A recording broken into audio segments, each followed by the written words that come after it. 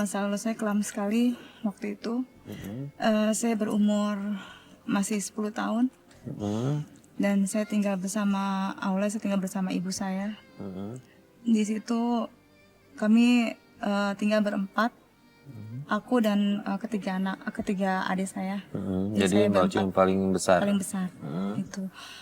Kejadiannya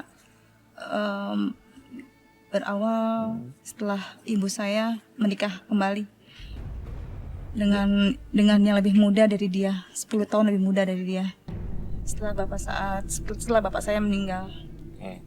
Pada saat kejadian itu ibunya Mbak Oci ada di mana? Kejadian itu ibu saya sedang TKW keluar negeri. Keluar negeri. Bekerja. Jadi di rumah itu Mbak Oci sama adik-adiknya Mbak Oci tinggal sama ayah tiri. Iya. Betul. Itu kapan kejadiannya? Waktu itu malam ketika kami sedang istirahat tidur. Saya sedang tidur dengan adik saya yang paling besar umur 7 tahun. Saya ditarik paksa.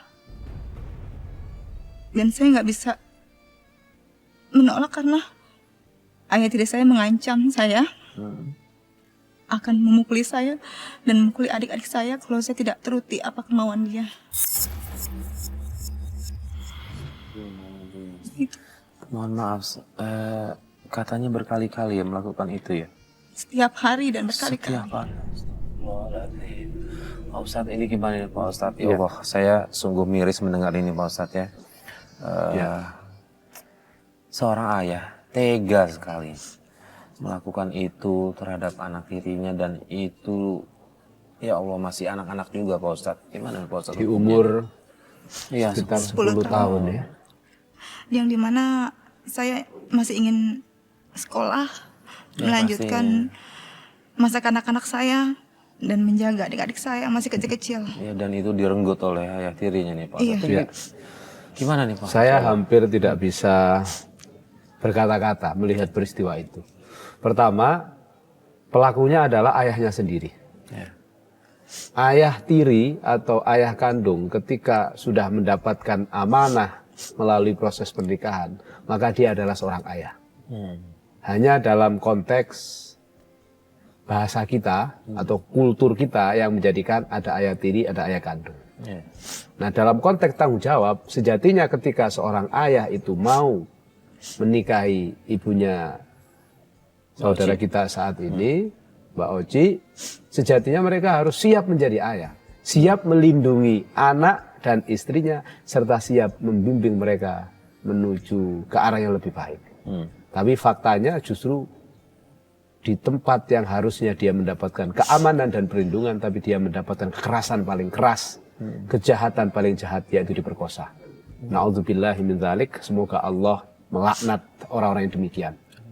Ya, sebenarnya tidak boleh kita mendoakan keburukan, tetapi karena begitu jahatnya orang semacam ini, saya kira kita tidak boleh mengulangnya. Dan pemirsa di seluruh tanah air harus betul-betul menjadikan perhatian, jangan sampai melakukan kekejian seperti ini. Mbak Oci nggak cerita ke ibu atau saudara gitu yang dilakukan ayah tiri Mbak Oci?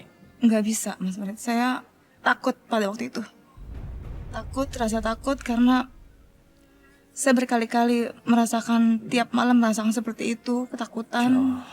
Saya nggak bisa mau mengadu dengan siapa, dan itu saya simpan sampai detik ini. Sampai sekarang? Sampai sekarang. Dan dia, mohon maaf, melakukan itu sampai umur berapa Mbak? Nggak lama setelah kejadian itu kan ibu saya mau pulang ke Indonesia.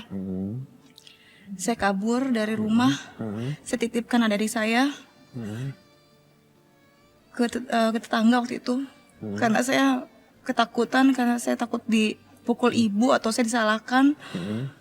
Karena yang saya tahu, ayah saya pasti nggak bakal mau buat saya gimana lah. Saya nggak bakal mau ngakui lah kesalahannya di mana gitu. Nah, ini mohon maaf, ayahnya bekerja? Ayah tirinya bekerja? Tidak. Tidak Yang bekerja. dia hanya kerjanya itu bermabuk-mabukan, main perempuan, nggak tahu pergi malam, mabuk, dan selalu seperti itu. Ya, buat kehidupan sehari-hari berarti terima uang kiriman dari ibu. Terima uang kiriman tapi nggak sampai ke saya atau sama adik saya. Jadi dipakai untuk foya-foya dia sendiri. Kita cuma dikasih makan seadanya. Nasi, kerupuk, dan garam itu aja. Ustadz, ini anak tirinya bisa dibilang sudah masuk anak yatim sebenarnya Pak Ustadz ya? Ya. Selain berbuat zalim dan tidak bertanggung jawab, dia telah memakan harta anak yatim. Padahal dalam Al-Quran disebutkan, memakan harta anak yatim itu sama seperti dengan memakan bara api dalam perutnya. Jadi seandainya Allah membukakan kepada kita pandangan kasyaf, pandangan mata yang terbuka, kalau kita makan harta anak yatim, itu sama dengan makan bara api. Kalau uang dari anak yatim yang kita ambil itu kita belikan sate, lalu sate kita makan, memang rasanya enak rasa sate. Tapi hakikatnya itu adalah bara api yang kita makan. Jadi kejahatan kedua setelah perzinahan itu adalah menzalimi anak yatim alias memakan harta anak yatim tanpa hak. Nah, kejahatan paling jahat selain dua hal itu adalah syirik kepada Allah. Jadi kalau dirangkai, kejahatan paling jahat adalah menyekutukan Allah, yang kedua berzina, yang ketiga membunuh, yang keempat memakan harta anak yatim tanpa hak. Kalau saya boleh bertanya, sampai berapa lama Mbak Oci diperlakukan semacam itu? Setahun kah? 2 bulan? Nggak lama kejadian itu saya langsung pergi dari rumah, Pak. Karena kan ibu mau pulang kan ke Indonesia, jadi saya takut sama ibu. Jadi saya kabur waktu itu sekitar 4 bulanan lah. Kaburnya kemana? Saya nggak tahu arah saya waktu itu ada di pasar. Kan 10 tahun Mas Farid. Iya, Ini kan masih saya kecil. ke pasar. Masih kecil, ya. Saya ke pasar dekat rumah, saya tidur di situ tiap malam. Jadi dicari sama ayahnya? Nggak bakal cari saya, Pak. Saat itu lalu kemudian Mbak Oci tinggal di mana? Saya waktu Dapat itu nggak penginapan atau apa, atau ketemu Enggak. sama orang atau ada saudara? Enggak, Mas. Lalu di mana? Saya tidur di pasar beberapa hari di situ. Tiba-tiba ada laki-laki 2 orang yang bilang ke saya, ikut saya aja.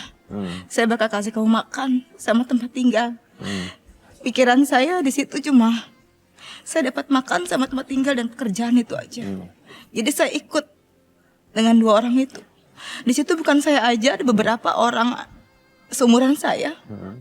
Diambil dari tempat situ juga, ada kali mungkin ada 5 orang. Di mobil itu di bawah. Di situ saya langsung ke tempat emang besar, Mas. Pak, dia rumahnya besar, mewah, bergedung. Saya diperlakukan seperti anak sendiri. Pokoknya dimakan makanan enak lah, segala sesuatunya diperlakukan baik gitu. Saya diberikan istirahat semalaman. Besoknya saya diperkenalkan dengan mami-mami seperti ibu-ibu gitu. Dia nyentrik. Ya saya pikir, yang pikiran saya tuh ya dia mau nolong saya gitu waktu itu.